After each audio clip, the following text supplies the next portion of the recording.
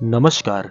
आप सभी का हमारे चैनल जय गुरुदेव उत्तराखंड पर एक बार फिर से बहुत बहुत स्वागत है। आज का विशेषांक बहुत ही जानकारी भरा होने वाला है। आशा करते हैं आज के विशेषांक का जो विषय है आपने अवश्य पढ़ ही लिया होगा। तो आइए समय बिना व्यर्थ किए हुए लेकर चलते हैं आपको आज के अद्भुत विशेषांक की ओर। जीवन में हम सभी कभी न कभी ऐसे दौर से अवश्य गुजरते हैं जब जीवन में कुछ ऐसी कठिनाइयां आ जाती हैं जिसका ओर छोर समझ नहीं आता। जीवन में यह समझना बड़ा कठिन हो जाता है कि जीवन की ये राह अब किस ओर हमें लेकर जाएगी और ना जाने ये मंजिल कब मिलेगी। ऐसी असमंजस की स्थिति में हम सभी अपना धैर्य खो बैठते हैं और जब मनुष्य धैर्य खो देता है तो फिर निर्णय बड़े कठिन हो जाते हैं। कोई भी निर्णय लेना इतना कठिन हो जाता है कि जो सरल होता है वह भी बड़ा दुर्गम नजर आता है। ऐसी स्थिति में हम क्या करते हैं? निश्चित तौर पर जब आप कठिनाइयों से भरे होते हैं तो जो आस्थावान लोग हैं वे अपने ईश्वर को, अपने इष्ट को याद करते हैं। और जो अनन्य भक्त हैं महाराज जी के, वे क्या करते हैं? ये बहुत ही सरल इसका प्रत्युत्तर है। हम सभी जानते हैं कि जब भी हमारे जीवन में कोई कठिनाई आती है तो हम महाराज जी के चरणों की ओर चले जाते हैं। हम महाराज जी के चरणों में नतमस्तक होकर महाराज जी से गुहार लगाते हैं कि हे महाराज जी, इस कठिन समस्या से निकालिए, इस कठिन समय से हमें निकालिए। हम फंस चुके हैं, कोई और छोर नहीं है, किसी पर उम्मीद नहीं है, कोई साथी सगा हमें नजर नहीं आता है। हमें अब इस परेशानी से निकालिए। यह तो वह बात है जब हम फंस जाते हैं और महाराज जी के पास जाते हैं। और स्वाभाविक तौर पर ऐसा ही करना चाहिए कि वैसे तो ईश्वर को हमें निरंतर अपने हृदय में रखना चाहिए। महाराज जी को अपने हृदय में आप स्थान देंगे तो महाराज जी आपसे कभी दूर नहीं हो सकते। ये महाराज जी ही जानते हैं और जानता है तो हमारा मन। अब होता क्या है, कठिन परिस्थिति में महाराज जी को याद तो करते हैं, लेकिन आप जानते हैं कि जब कठिन परेशानियां आती हैं, जीवन एकदम ओझल हो जाता है। तो धीरे धीरे जब हम जीवन से जुड़ने लगते हैं, यानी कि अपनी परेशानियों को धीरे धीरे हल करना शुरू करते हैं, किसी न किसी माध्यम से हल तो हो ही जाती हैं परेशानियां, क्योंकि समय परिवर्तनशील है। जैसे जैसे आज कठिन समय है, ऐसे ही धीरे धीरे कर कर वह कठिन समय भी गुजर जाता है और किसी न किसी माध्यम से महाराज जी आपको निकाल लेते हैं। अब सवाल यह आता है, जो आज का विषय है वे क्या है? वे आपको यह याद दिलाना है कि महाराज जी मदद कैसे करते हैं। अब आप सभी के मन में एक प्रश्न तो आ ही रहा होगा कि परेशानियां होती हैं, महाराज जी को याद करते हैं और परेशानियां दूर हो जाती हैं, लेकिन इसमें महाराज जी हमें मदद कैसे करते हैं? महाराज जी कब पहुंचते हैं? देखिए, बहुत ही सरल इसका उत्तर है। बुद्धि बुद्धि का खेल है। यहां पर आपकी बुद्धि, आपका विवेक कैसे कार्य करता है यह आप पर निर्भर करता है। आज के विशेषांक को देखने के पश्चात मेरा ऐसा विश्वास है आप सभी महाराज जी को पहचान जाएंगे। जब आप कठिन समस्या में उलझे होंगे तो महाराज जी जब आएंगे ना जीवन में, तो आप पहचान लोगे कि महाराज जी हैं। कैसे? अब देखिए, महाराज जी का कोई भी अनन्य भक्त जब मुश्किल दौर में होता है तो महाराज जी माध्यम बनाते हैं। अब जैसे देखिए, मैं आपको उदाहरण के तौर पर बताता हूं। एक ऐसा मुसाफिर जो एक ऐसे घने वन में भटक गया है जहां से घना अंधेरा है, कोई मार्ग नहीं है, उसके साथ कोई भी जन नहीं है जिससे वह मार्ग में सहायता प्राप्त कर सके। अब ऐसे घने वन में उसको किसी न किसी माध्यम से ईश्वर तो निकालेंगे ही निकालेंगे, क्योंकि आस्थावान व्यक्ति जब ऐसे किसी घने जंगल में, यहां पर घना जंगल आपका जो कठिन समय आया है वह है, और ईश्वर कौन है? आपके मन में विश्वास जो है कि इस घने जंगल से मन तो जानता है कि महाराज जी किसी न किसी प्रकार से निकाल लेंगे। जो विश्वास है वह ईश्वर है। अब जब जीवन में धीरे धीरे करके माध्यम आने शुरू हो जाते हैं, जब आप कठिन समय में जब आते हैं, प्रवेश करते हैं, तो जो भी माध्यम आपको उस कठिन समय से निकाल रहा है वो कोई और नहीं, महाराज जी ही हैं। जैसे मैं आपको कई अनुभव बताता हूं, आज के इस विशेषांक में कुछ अनुभव भी आपके साथ साझा करूंगा। एक बार हुआ यही था कि कैंची धाम में महाराज जी का एक अनन्य भक्त बड़ी दूर से चलकर महाराज जी के दर्शन करने आया था। लेकिन हुआ क्या कि अंधेरा इतना हो गया कि वापस जब महाराज जी से आदेश प्राप्त हुआ जाने का, तो अंधेरा इतना हो गया था कि वहां पर कोई गाड़ी की व्यवस्था नहीं थी। तो वह अनन्य भक्त मन पर विश्वास रख के महाराज जी के नाम लेकर घने जंगलों से विचरण करते हुए अपने गंतव्यों को जाने के लिए निकल पड़ा। मन में विश्वास था कि महाराज जी हैं तो संभाल लेंगे, कुछ होने नहीं देंगे।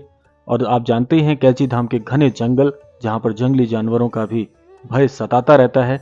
लेकिन मन में महाराज जी का विश्वास था कि निकल जाऊंगा, महाराज जी पहुंचा देंगे। तो जब जैसे जैसे वे जंगल में बढ़ता चला गया, तो देखता रहा कि जंगल में इतना सन्नाटा और ऐसा घना अंधेरा जो मन को भयभीत कर रहा था।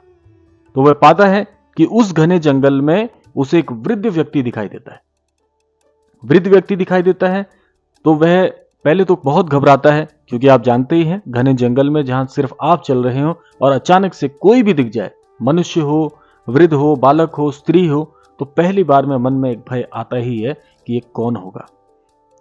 तो उस अनन्य भक्त को वह वृद्ध मिले और जैसे तैसे हिम्मत करके उस अनन्य भक्त ने उन वृद्ध जन से रास्ता पूछा कि कैसे निकल सकते हैं। तो वृद्ध जन ने एक ऐसा मार्ग बताया जो बहुत सूक्ष्म था, जहां से बड़ी आसानी से उस जंगल को पार करके मुख्य मार्ग तक पहुंचा जा सकता था। तो जैसे ही वह मार्ग बताया और वह अनन्य भक्त जब कहने लगा कि महाराज जी आपने मुझे मार्ग बताया, आपका बहुत बहुत धन्यवाद, यानी कि धन्यवाद देने के लिए जैसे ही मुड़ा तो पाता है कि वहां कोई वृद्धजन नहीं था।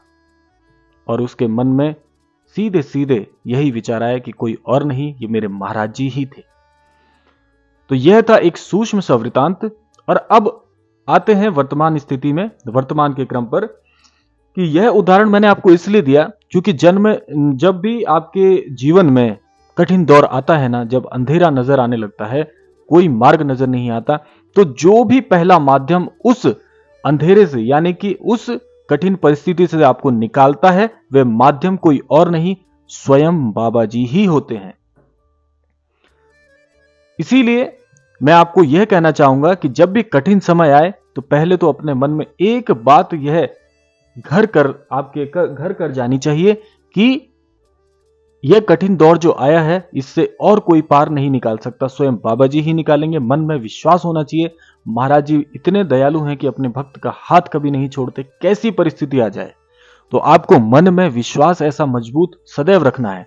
और देखिए, मैं आपको एक बात बोलूंगा, आपको मेरी बात बड़ी अटपटी लगेगी, कि हमें दिल से चाहना चाहिए कि बुरा समय भी जीवन में आए। बुरा समय का अर्थ है यहां पर कठिनाई आए, क्योंकि जब जब कठिनाई आएगी तब तब आपको महाराज जी के दर्शन करने का मौका प्राप्त होगा, क्योंकि कठिन समय में केवल और केवल महाराज जी आपको दर्शन देने के लिए अवश्य आते हैं।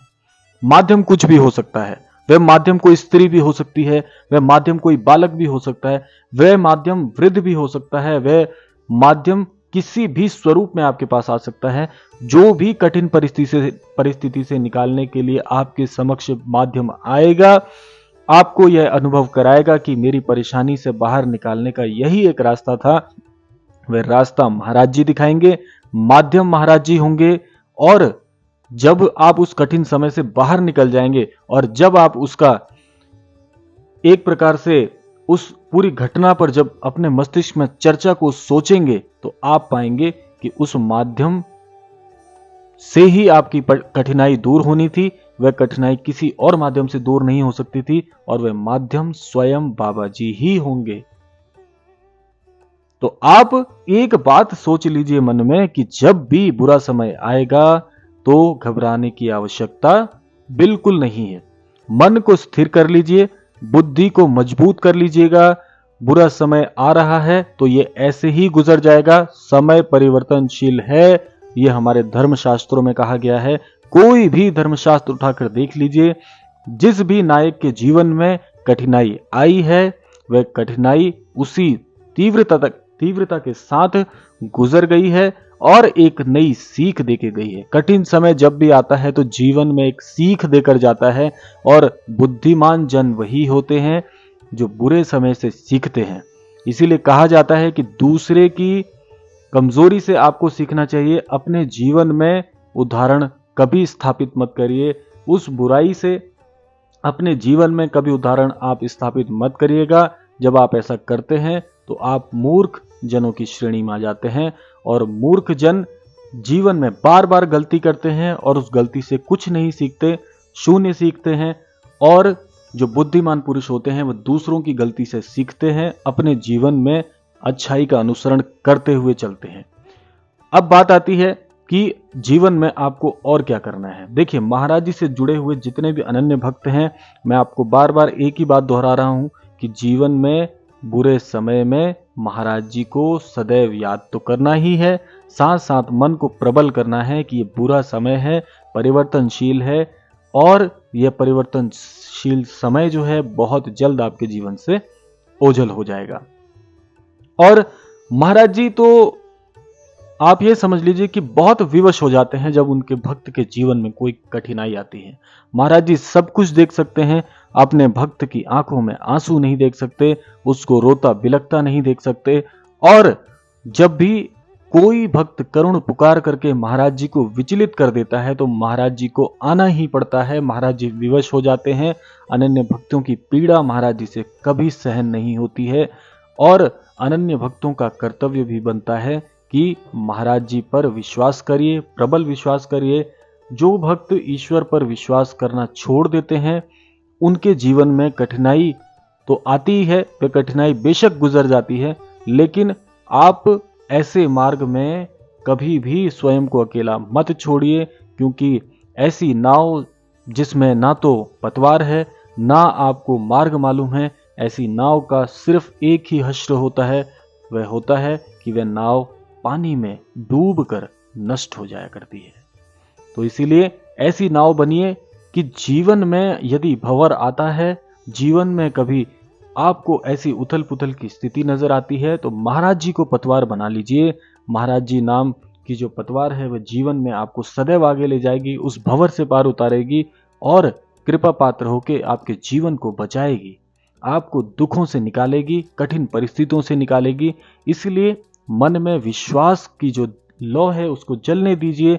विश्वास की लौ जलती रहेगी तो आपके जीवन में समृद्धि का, सुख का और आस्था का दीपक सदैव यूं ही प्रज्वलित होता रहेगा। आपके जीवन के प्रज्वलन से औरों के जीवन में आप उजियारा कर पाएंगे। इसी कामना के साथ विदा लेते हैं आज के विशेषांक से। आशा करते हैं आपको आज का विशेषांक अवश्य पसंद आया होगा। प्रतिक्रियाएं देना मत भूलिएगा और आस्थावान रहिएगा, औरों को भी शीतल करते रहिएगा। तो इसी कामना के साथ विदा लेते हैं, मिलते हैं अगले क्रमांक में। तब तक के लिए जय श्री राम, जय गुरुदेव, जय उत्तराखंड।